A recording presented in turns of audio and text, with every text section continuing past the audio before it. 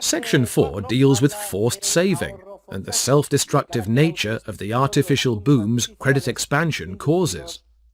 There are two concepts of forced saving. The loose concept refers to the income redistribution process which always follows monetary growth.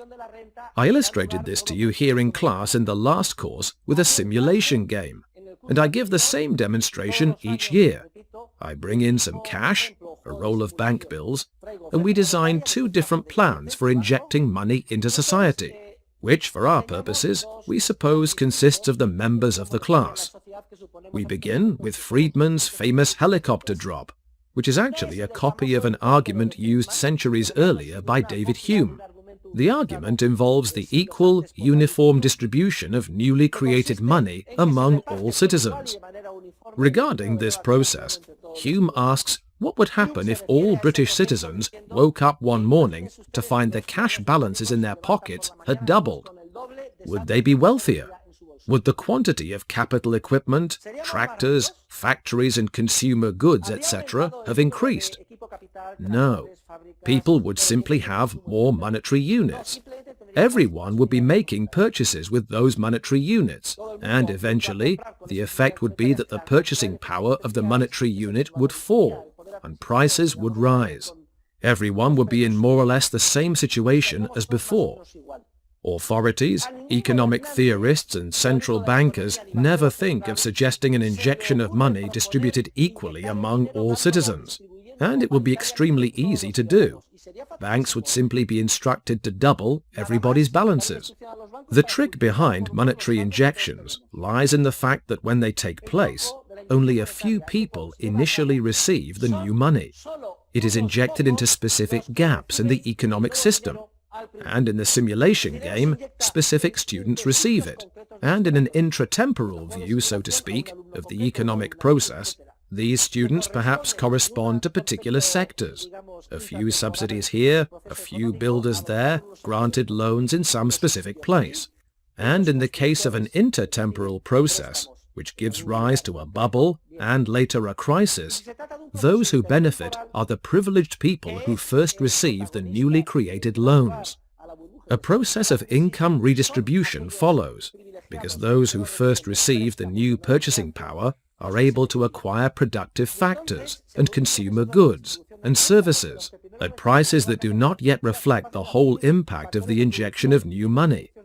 Meanwhile, the rest of the citizens, who have not yet received the new money, because, I repeat, it has not been equally distributed among all citizens, watch hopelessly, or maybe they fail to notice, as prices begin to rise, while their incomes remain the same.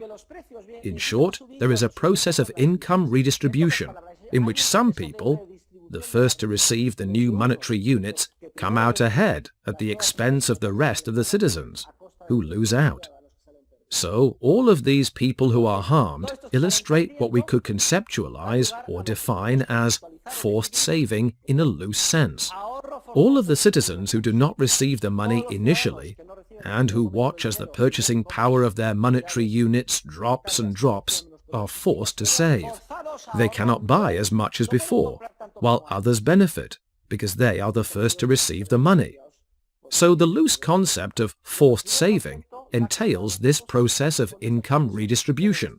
Well, in theoretical terms, we cannot postulate with complete accuracy that the final result will be an increase or a decrease in net saving. That will depend on the proportion in which those who benefit and those who are harmed decide to save and consume. At any rate, every incentive certainly encourages capital consumption and a decrease in saving. Now, our theory of the cycle already contains a stricter definition of forced saving, and it refers to the widespread malinvestment which occurs in the different stages financed with credit expansion and not genuine saving.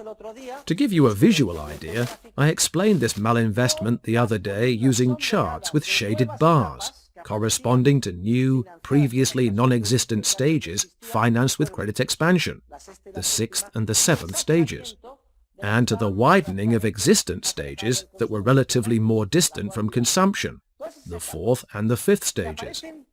Entrepreneurs see a mirage of profits in all of these stages, and they devote to them their investment efforts, which are financed with artificial credit expansion.